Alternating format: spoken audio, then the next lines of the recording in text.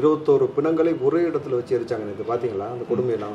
ஒரே தெருவில் 10 பேர் இறந்துருக்காங்க சார். இதெல்லாம் ரொம்பவே கொடுமை. யார் வீட்டுக்கு போகுதுன்னு தெரியாமல் அங்கே அந்த மக்கள் அப்படியே நின்றுட்டாங்க சார். என்ன பண்ணுறது? இதில் என்ன ஒரு கொடுமைனா, ஒரு இறப்பு நடந்துச்சுன்னா அக்கம் பக்கத்தில் சுற்றார் உறவினர்லாம் வருவாங்க, பார்த்து பேசி அதுக்கப்புறம் பக்கத்து வீட்டில் சோறாக்கி கொடுத்து இந்த நிகழ்வு நடக்கும். ஊரே இலவா இருந்துச்சுன்னா என்ன பண்ண முடியும்? திமுக என்ற ஒரு கட்சி வந்தாலே என்ன செய்வாங்கன்னு அங்க இருக்க மக்களை சொல்லியிருக்காங்க. இந்த ஆட்சி திமுக ஆட்சி வந்தாலே வீட்டுக்கு வீடு சாராயம் காசு வாங்கணும் எல்லாருக்குமே தெரியும். இது ஒரு பக்கமா, இது யாரு வரைக்கும் போய் இம்பாக்ட் ஏற்படுத்திருக்குன்னு பாருங்களேன் சார். 12 வயசு 13 வயசு பசங்க வாங்கிட்டு போறாங்க சாராயம். போலீஸ் பிடிக்கிறாங்க. பிடிக்கிற மாதிரி பிடிச்சி அண்ணாண்ட போய் லஞ்சத்தை வாங்கிட்டு விட்டுறாங்க. கள்ளச்சாராயத்தை பல இடத்துல காய்ச்ச வச்சு அதை கொடுத்து அவர்களை கொன்று நாசம் செய்து விட்டு கொஞ்சம் கூட பொறுப்பற்ற தன்மையில ஒரு முதலமைச்சர் இங்கே உட்காந்து கொடியாட்டிட்டு இருந்தார். ஒரு முதல்வர் போல முதல் ஆளாக விஜய் அங்கே போய் அந்த மக்களை சந்திச்சு அந்த மக்கள்கிட்ட இருந்து பேசி அவர்களுக்கு தேவையான உதவியை செய்வதற்கான முன்னெடுப்பு எடுத்திருக்கிறாரு. இந்த இடத்தில் எந்த அரசியல் கட்சி தலைவருக்கும் வராத ஒரு கூட்டம். சூர்யா அவருடைய இதுக்கு முன்னாடி போட்ட ட்விட்டர் எல்லாத்தையும் இப்போ மறுபடியும் எடுத்து ரீஷேர் பண்ணிட்டு இருக்கிறாங்க. நண்பர்களே, நாம் இப்போ மிச்சர் சாப்பிட்டு கொண்டு அமைதியாக இருக்கிறோன்ற மாதிரி. இப்போ அவருக்கு இங்கேருந்து ஒரு டன் மிச்சர் கொடுத்து விட்டாங்க போட்டிருக்கு. அவர் கூட உட்காந்துன்னு இருக்கிறாரு. நேற்று களத்தில் போய் நிற்கிறாரு. அப்போ என்ன சொன்னோம், இந்த மாதிரியான விஷயங்களுக்கு தான் விஜய் போய் நிற்பாரா? நல்லதுக்கு போகாதுன்னு கெட்டதுக்கு போகணும்னு சொல்லுவாங்க. காலங்காலமாக கேள்விப்பட்டிருக்கீங்க. அப்போது இவ்வளோ பெரிய இறப்பு நடந்திருக்கு. வருமானத்தை விட்டு ஓடி இருக்கார் விஜய். இவர் இந்த மாதிரி விஷயத்துக்கு வந்திருக்காருன்னும் பொழுது ஏன் முதல்வர் வரல தான் கேள்வி இருக்கணும். ஏன் விஜய் வந்தான்னு கேட்கக்கூடாதுல்ல?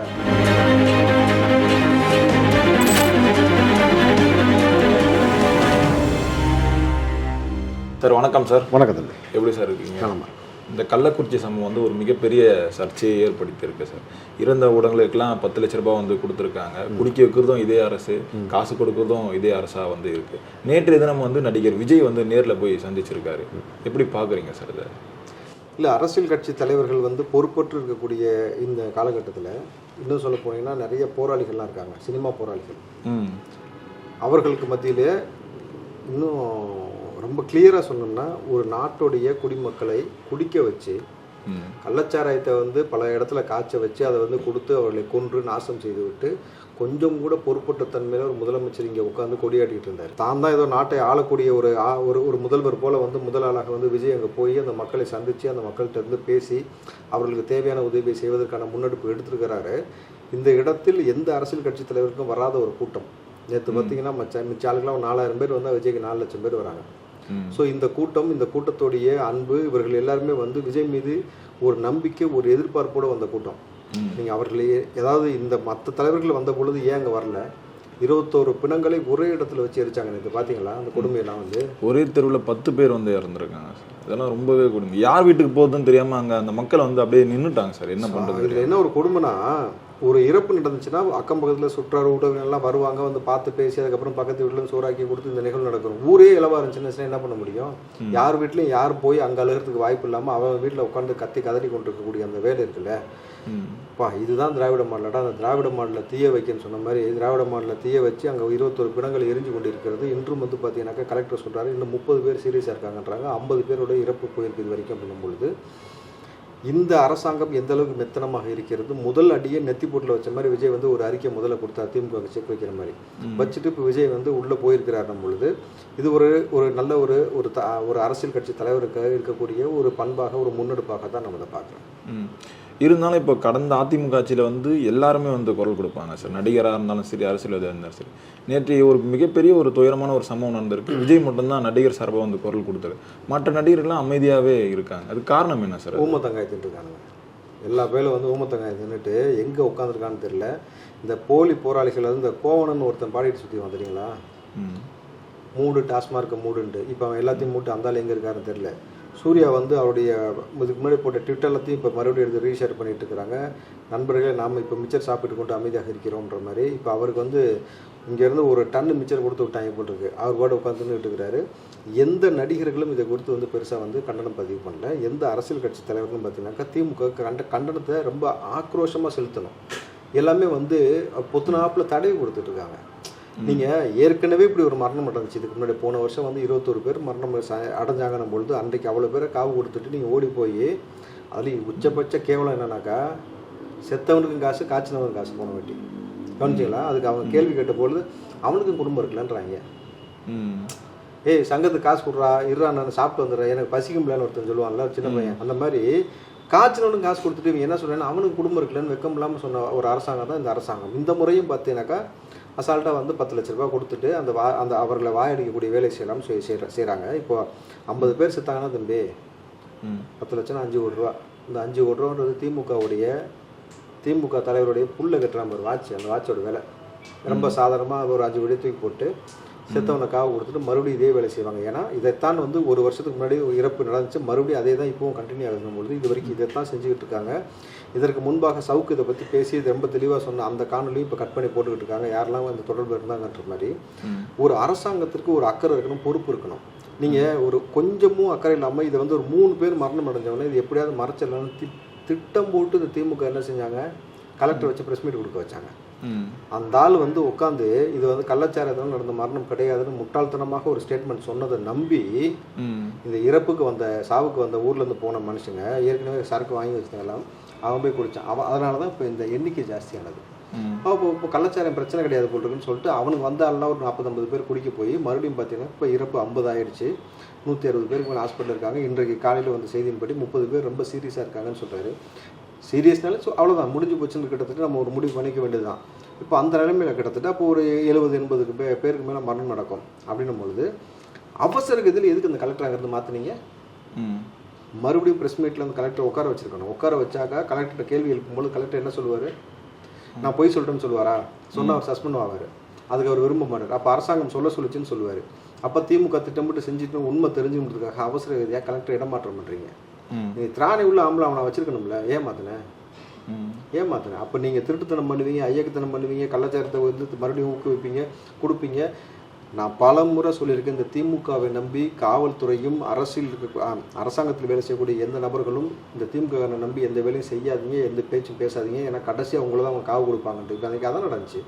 ஒட்டுமொத்த காவல்துறையும் மௌனமாக இருந்துச்சு. சரியாக வேலை செய்யணும்னு சஸ்பெண்ட் பண்ணுறீங்க. இந்த பக்கம் வந்து கலெக்டர் ட்ரான்ஸ்ஃபர் பண்ணுறீங்க. ஆனால் இது யார் சொல்லி நடந்துச்சு? போலீஸை வேலை செய்ய விடாமல் வச்சிருந்தது யார்? ஏற்கனவே ஒரு பேருந்து ஓட்டுநருக்கும் ஒரு போலீஸுக்கும் ஒரு பிரச்சனை வச்சு டிக்கெட் வாங்குற விஷயத்தில் அதுக்கப்புறமேட்டு இந்த போக்குவரத்து துறை மீது வந்து காவல்துறை வந்து எத்தனை வழக்கு பதிவு செஞ்சாங்க. இவங்க 2 பேரையும் கட்டிப்பிடிக்க வச்சுட்டு அடுத்த நாளே எல்லா கேஸையும் வாபஸ் வாங்கின தமிழ்நாடு அரசு. அப்போது காவல்துறையை அவர்களை மௌனிக்க வைக்கிறது நீங்கள் தொடர்ச்சியாக. கடலூரில் 24 மணி நேரம் ஒயின் ஷாப்பில் வந்து சரக்கு வாங்கிட்டு வந்து போய் 24 மணி நேரம் வச்சு வைக்கிறாங்கன்னு சொல்லி ஒருத்தர் 100க்கு ஃபோன் பண்ணி கொடுத்தான்.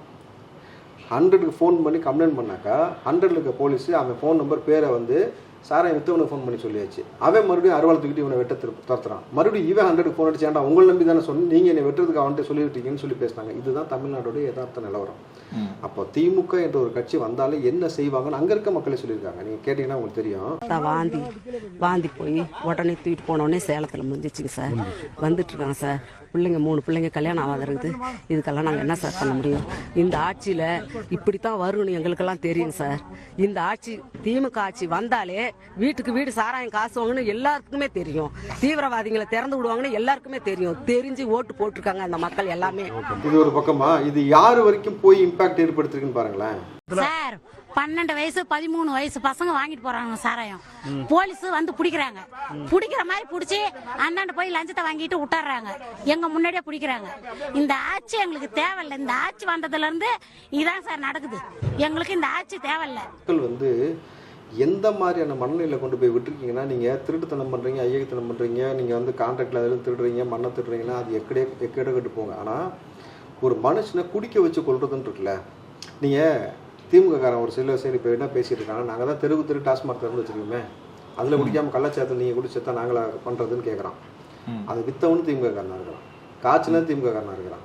இப்போ அந்த வித்தவனுடைய வீட்டுக்கு போகும்போது கதவில் வந்து ஸ்டாலின் ஃபோட்டோ, பீரோவில் ஸ்டாலின் ஃபோட்டோ, எல்லாமே ஸ்டாலினோட ஃபோட்டோ, அவன் திமுககாரனாக இருக்கிறான். 1. 2வது, இந்த அரசாங்கம் பால் விலை, மின்சார விலை, பேருந்து விலை, இன்னும் எல்லாத்தையும் விலை, அந்த எல்லாத்துடைய கட்டணத்தை உயர்த்திக்கிட்டே இருந்தீங்க பல மடங்கு. அதே மாதிரி டாஸ்மார்க்கோட மதுவோடைய ரேட்டையும் உயர்த்தினீங்க. நீங்கள் அடிப்படையான விஷயத்தில் எப்பயுமே சில விஷயத்தை வந்து விட்டணும். இதெல்லாம் ஒரு பொழைக்க நீங்கள் பார்க்கக்கூடாது. அதோடைய விலையை உயர்த்தினது மட்டும் இல்லாமல் திமுகவில் தான் வந்து பாட்டிலுக்கு 10 ரூபாய் எக்ஸ்ட்ரா வாங்கினாங்க. இதை ஒரு முதல்வரிடம் கொண்டு போய் காட்டின பொழுது முதல்வர் சொன்ன வார்த்தை, இதெல்லாம் வெட்டினது ஒட்டினது. ஆவியில் சிறார்கள் வேலை செய்கிறாங்க சார், இது வெட்டினது ஒட்டினது. பாட்டிலுக்கு 10 ரூபாய் வாங்குறாங்க சார், அப்படிலாம் நடக்கவே இல்லை தமிழ்நாட்டில்னு சொன்னார். அப்போ அவர் பொறுப்பாக நடந்ததுன்னா இந்த மாதிரி விஷயம் நடந்திருக்குமா? அப்போது 150 ரூபா 200 ரூபா சம்பாதிக்கிற ஒருத்தன் ஏற்கனவே நீங்கள் வந்து எல்லாருமே கூலி வேலைக்கு போகிறக்கிட்டு தான் விவசாயம் பண்ணிக்கிட்டு தான், இந்த விவசாய நிலங்கள் எல்லாத்தையும் இல்லாமல் தரசாக்கி விட்டீங்க. அப்போ அவன் மூட்டு தூக்க போகிறான், உடல் வலி வரும்பொழுது அவன் வந்து 200 ரூபா சம்பாதிக்கிறவன் 150 ரூபா போட்டு சரக்கு வாங்கி குடிக்க முடியாது. புரியுதுங்களா? என்னுடைய கோட்பாடு குடிக்கவே கூடாது. பட் குடிக்கிறவன் வந்து வேறு வழி இல்லாமல் குடிக்கிறான் பொழுது அவனுக்கு இங்கே கம்மி விலையில் கொடுத்துருந்தீங்கன்னாக்கா அவன் பாட்டுக்கு வந்து ஒழுங்காக டாஸ்மாகில் வாங்கி குடிச்சிருப்பான். அப்போது அதை குடிக்க முடியாமல் அங்கே 30 ரூபாய்க்கு 50 ரூபாய்க்கு கிடைக்குதுன்னு சொல்லிட்டு அந்த பக்கம் அவனை தள்ளினது யார்? இந்த அரசாங்கம் இந்த மாதிரி எல்லாத்துலேயும் விலை உயர்த்தி வச்சதுடைய விளைவு. ஒரு அம்மா பேசினதோடைய காணொலி நான் பார்த்துட்டு எனக்கு வந்து கிட்டத்தட்ட ஒரு அரை மணி நேரம் ரொம்ப அப்செட்டாகவே உட்காந்துருந்தேன். அதுக்கப்புறம் நான் கிளம்பினேன் இன்டர்வியூ கொடுக்கறதுக்கு. நீங்கள் கேளுங்க அதை. அழுகாதீங்க, சொல்லுங்க என்ன நடந்துச்சோ சொல்லுங்க. அவங்களால பேச முடியலங்க, நைட்ல இருந்து அவங்க அப்படிதான். என்ன வேலை செய்வாரு? மூட்டு தக தூக்குறாரு.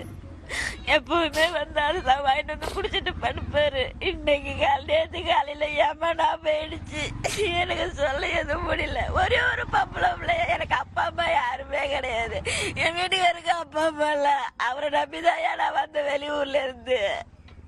இப்ப என்ன பண்ண போறேன்னு எனக்கு தெரியல. பிள்ளைய வச்சுக்கிட்டு இப்படி எல்லாம் பண்றாங்களா? அவங்க நல்லா இருப்பாங்களா? ஏன் தாலியா இருந்த மாதிரி அவங்க தாலியா அறுந்து விழுவாதா? நான் என்ன பண்ண போறேன்னு தெரியல ஐயா. எனக்கு இது மேல எதுவும் கேட்காதீங்க. எனக்கு ஒரே ஒரு பொண்ணு தான் 6வது படிக்குதுயா. அப்பா பணம் அப்புறம் என்ன பண்ண போறேன்னு எனக்கு ஒண்ணுமே புரியல. தனக்கு அப்பா அம்மா இல்லை, தன் கணவருக்கும் அப்பா அம்மா இல்லை, ஒரே ஒரு பெண் குழந்தைய வச்சுட்டு உட்காந்துருக்கிறேன். இன்றைக்கி அந்த பெண் குழந்தை வந்து அப்பா எங்கன்னு கேட்கும்போது நான் என்ன பதில் சொல்லுவேன்னு சொல்லிட்டு அழுகுறாங்கல்ல.